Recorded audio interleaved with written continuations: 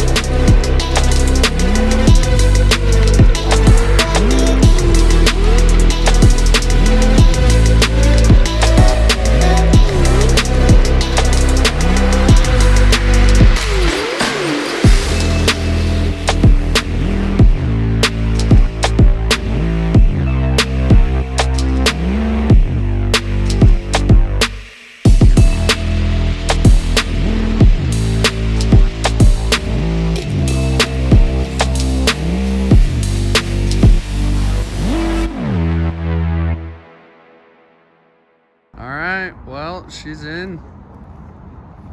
Only had to take the stacks off because obviously with the stacks on, it's 12.6 and the doors are only 11 feet, so wasn't too bad. Got those off. Thanks for giving it a try.